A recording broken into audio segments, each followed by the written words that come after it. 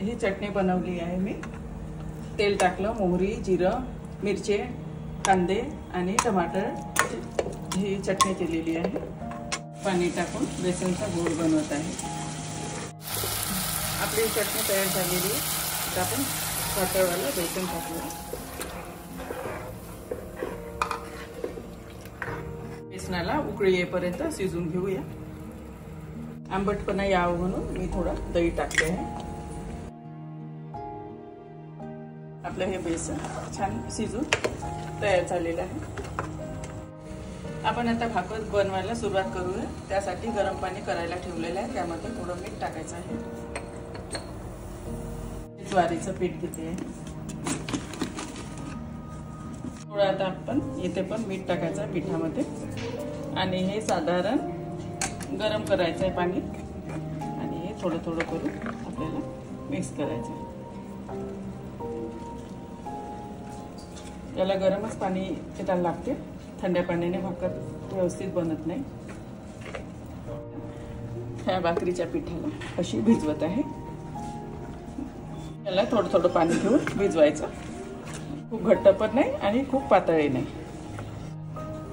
आता हे पीठ अर्ध आपल्याला एक भाकर होईल तेवढं घ्यायचं आहे आणि बाकीचं पीठ बाजूला ठेवायचं.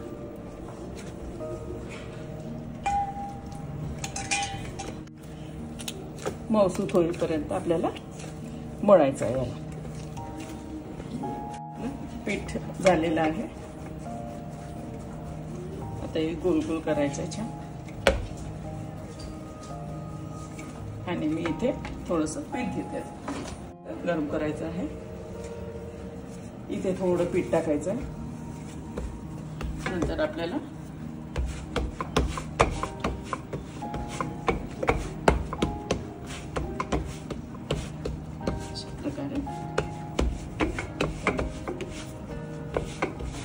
एकाच हाताने करता येते आपल्याला, कारण कोपर छोटा आहे.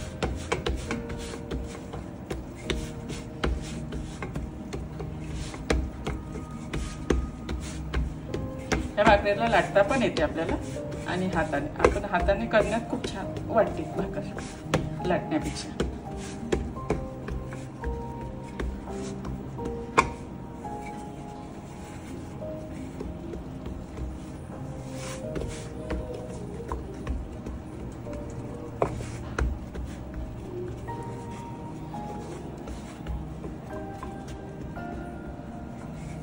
आपली पातळ पण नाही आणि खूप जाडी पण नाही झालेली आहे.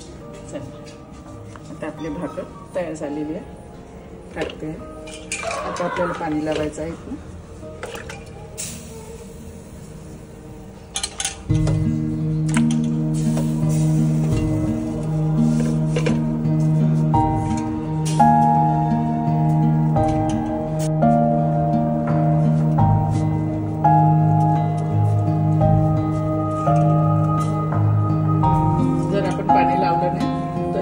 पीठ दिसते एका साईडने, कारण आपण लाटायच्या वेळेस पीठ लावलेलं